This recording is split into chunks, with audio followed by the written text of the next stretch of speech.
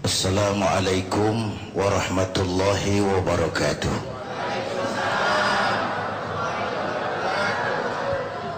Bapak, Ibu, dan pemirsa TV One yang saya cintai, Habib Munzir Al-Musawwa sudah memberikan penjelasan kepada kita mengenai syariah, khususnya yang berkaitan dengan qisas dan diat.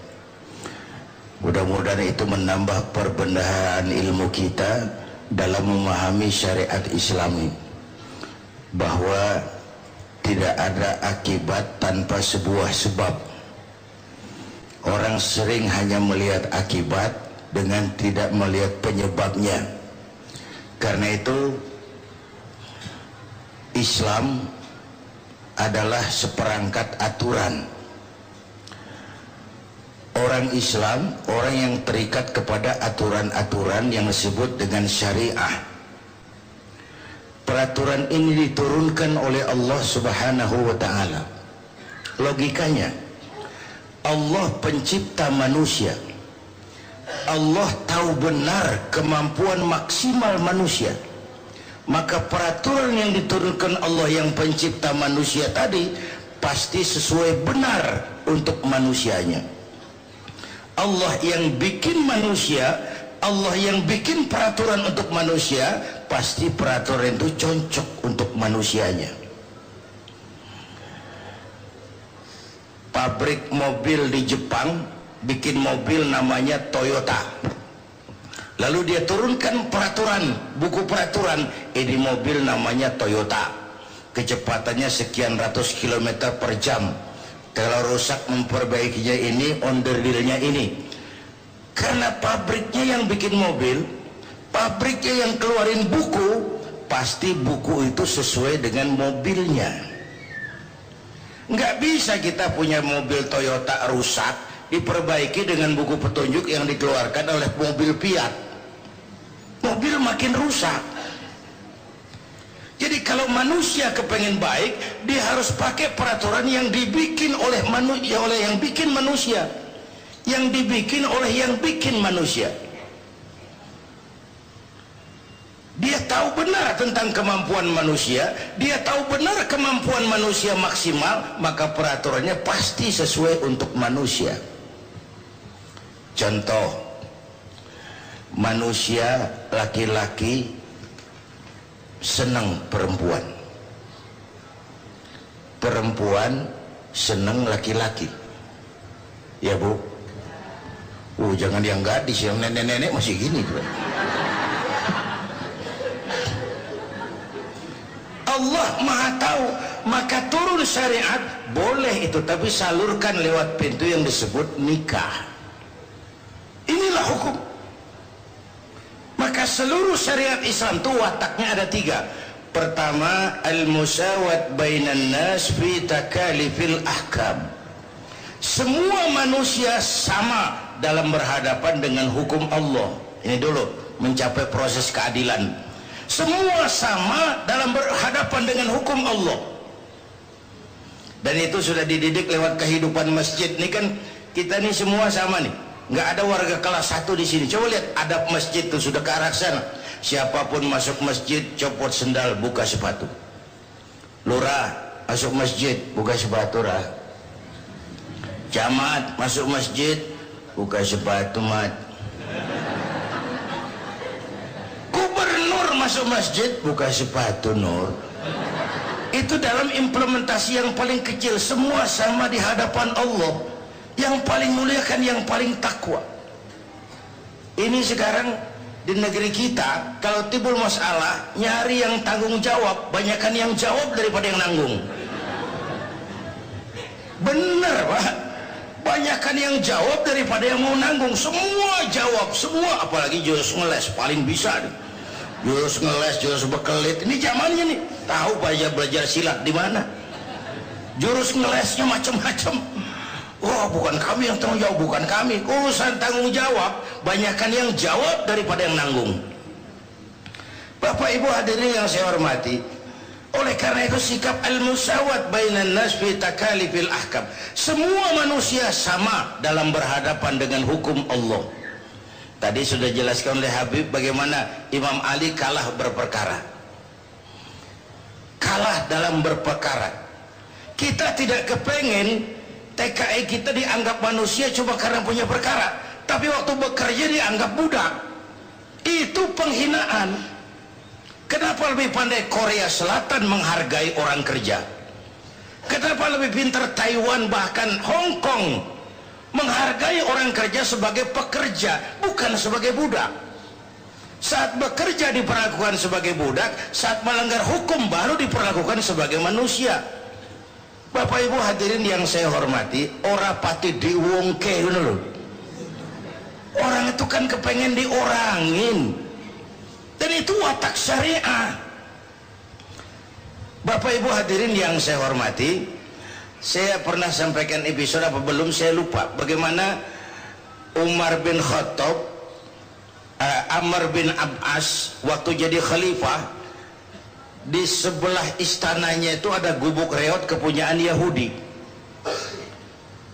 Dipanggil si Yahudi ini, kok jelek bener di sebelah rumah kantor kaisar apa khalifah ada gubuk reot.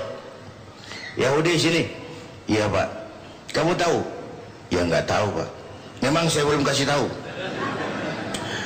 Kamu punya gubuk itu punya IMB nggak? Ya nggak ada Pak. Saya bayar?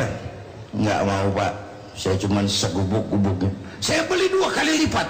Nggak mau Pak. Saya ini golongan makmur, cuma punya rumah sama sumur. Sudahlah, saya bayar 3 kali lipat. Nggak mau Pak. Umar mangkel apa Amr bin As mangkel, panggil kamtib. Kamtib zaman itu.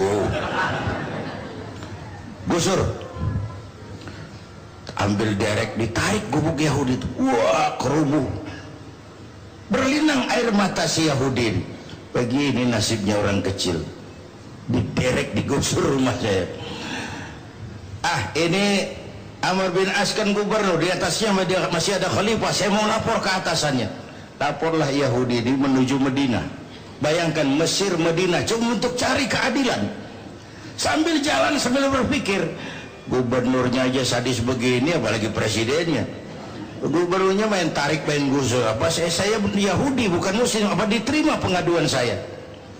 Sampai di Medina, cari alamat khalifah.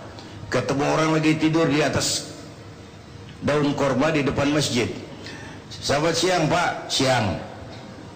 Saya cari Khalifah Umar bin Khattab. Ada. Istananya di mana Pak? Di atas lumpur. Pengawalnya banyak Pak? Banyak. Yatim piatu, orang-orang lemah, orang-orang jompo, janda-janda, tua.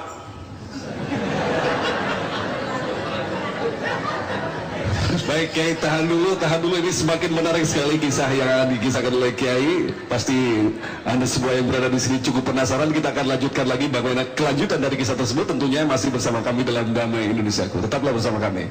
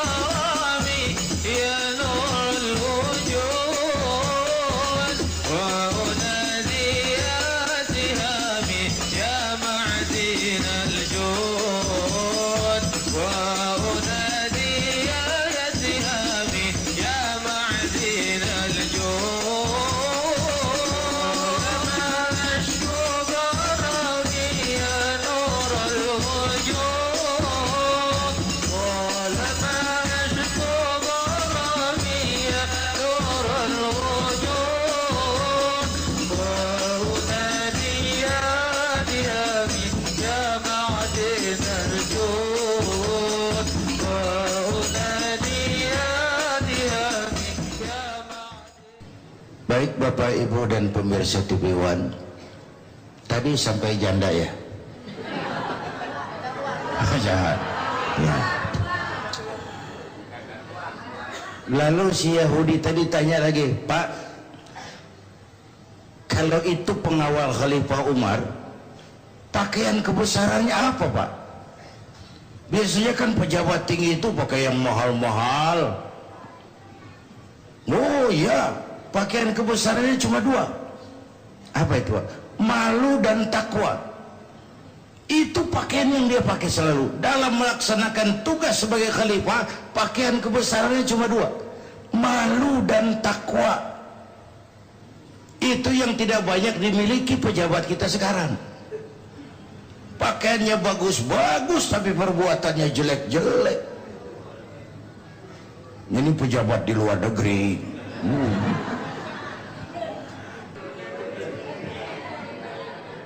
Untungnya Zainuddin sudah mundur dari panggung politik.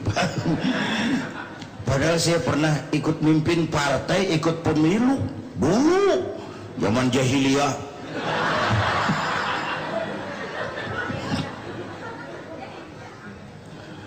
Pakaiannya cuma malu dan takwa.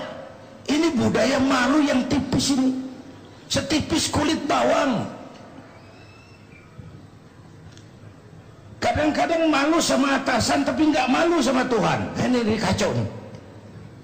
Sama atasan takut, sama Tuhan berani. Ini kelewatan. Pakaiannya malu dan takwa. Orangnya di mana? Orangnya di mana sekarang, Pak? Di depan kamu. Jadi, iya. Bapak, iya.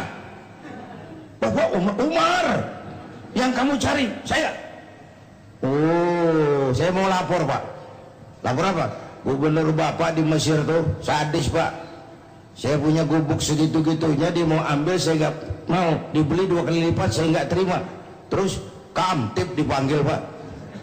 Diderek gubuk saya nuntut keadilan. Oh gitu, iya. Yahudi, kamu lihat tempat sampah itu, lihat, Pak. Di situ banyak tulang kurma, tulang onta. Tulang onta. Peka bener, kalau orang salah ngerti bener ya. Ambil satu tulang yang agak panjang, bawa ke sini. Bingung Yahudi. Pak, saya dari Mesir jauh-jauh ke sini mau cari keadilan, Pak. Kalau tulang di sana juga banyak. Sudahlah, kau bawa saja ke sini. Diambil satu tulang agak panjang, dibawa ke khalifah. Itu dicabut pedangnya, itu tulang digaris lurus. Bawa pulang ke Mesir, kasihin khalifah Gubernur Amr bin As.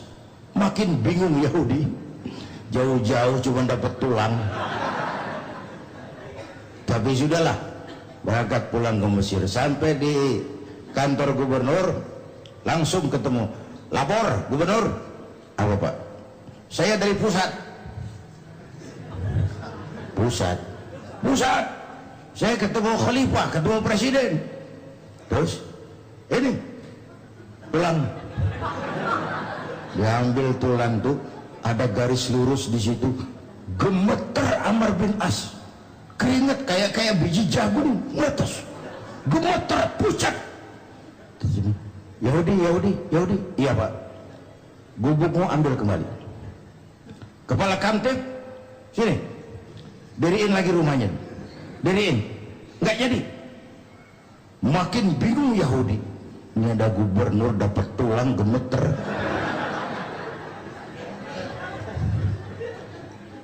Pak, kenapa kamu dikit-dikit main pusat? Tahu nggak, saya ditegur keras sama khalifah. Beliau bicara dengan bahasa sederhana. Hai Amr bin As, jangan mentang-mentang sedang berkuasa ya. Lu seenakmu. Jangan mentang-mentang berkuasa main garuk gubuk orang. Sedang berkuasa, mumpung berkuasa, berlaku adillah seperti lurus dan adil seperti lurusnya garis di atas tulang ini. Kalau kamu tidak adil, nanti kalau kamu tidak lurus, aku yang luruskan pakai pedangku. Itu maknanya tuh, tahu nggak lo? Main pusat aja lo. Jadi Islam adil ya, Pak? Adil. Saya bener, Pak. Bener lo. Main pusat aja lo. Pak, kalau gitu adil ya? Adil. Saya Yahudi lo. Tapi menang. Kalau gitu gubuknya ambil aja dah Pak. Apalagi kalau buat masjid, ambil aja dah. Saya bayar. Enggak Pak, ambil aja. Terus enggak cuma ini Pak, Bapak saksikan sekarang, asyhadu an la ilaha illallah wa asyhadu anna muhammadar rasulullah. Masuk Islam karena keadilan syariat itu. Keadilan syariat. Semua sama dalam berhadapan dengan hukum. Karena keadilan yang masih mahal di negeri kita. Ya Bu? Keadilan yang masih mahal. Kata teman-teman di kampung saya, kalau kita mau cari keadilan, kita hilang ayam, kehilangan ayam, mau laporan itu mesti jual kambing.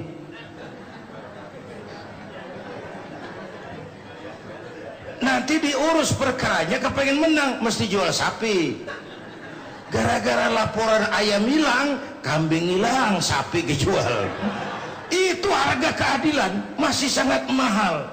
Nah, Islam mengajarkan semua sama dalam berhadapan dengan hukum. Itu satu. Yang kedua, sifat syariat itu adamul haraj. Ada tahapan. Ngono ya ngono ning ojo koyo ngono. Itu adamul haraj, Pak. Adamul haraj. Tadi istilahnya Habib Munzir, kesiapan masyarakat dalam melaksanakan sebuah hukum. Kesiapan masyarakat. Ada tahapan. Dulu masyarakat jahiliyah itu sedang mabuk Pak, minum arak. Kalau sudah minum mabuk, tidak cukup minum, mandi pakai arak. Menghadapi masyarakat begini, ada tahapan yang ditembus syariat. Pertama, jangan kamu dekati sholat kalau kamu sedang mabuk. Tahap pertama, Quran cuma bilang mereka bertanya kepadamu tentang arak dan judi. Katakan ada manfaatnya, ada mudaratnya. Mudaratnya lebih besar dari manfaatnya. Baru dikasih warning supaya jauh. Mulai agak menjauh, turun peringatan kedua, la taqrabus sholata wa antum sukara. Jangan dekati sholat kalau mabuk. Berarti 5 kali sehari jaga waktu, jangan mabuk. Makin jauh. Sudah jauh dan kuat, baru turun penegasan, innamal khamru wal maisir wal ansab wal azlam rijsun min amali syaitan. Arak najis, perbuatan setan, jauhi. Nggak kaget karena sebelumnya udah dikasih tahu. Sama juga kita kan berproses. Begitu lahir cuma kena air susu ibu. Gedean dikit pisang Ambon. Ya, gedean lagi pisang ulek, agak kerasan dikit. Gedean lagi bubur. Udah gede bener jengkol jejelin. Baik, kayak luar biasa sekali. Jadi yang jelas ada yang perlu digarisbawahi di sini, bahwa ternyata ketika Allah memberikan hukum kepada kita, tidaklah kita terima mentah-mentah, tapi ada tahapan-tahapan untuk mempelajarinya, ada tahapan-tahapan untuk memahaminya. Tentu saja literatur Islam telah menyediakan khasanah yang begitu luas. Untuk itulah marilah kita bersama-sama untuk mencari literatur yang sangat baik, yang justru tidak mendistorsi pemikiran-pemikiran kita, sehingga menghasilkan satu kesimpulan bahwa agama Islam adalah agama yang sangat ketat aturan.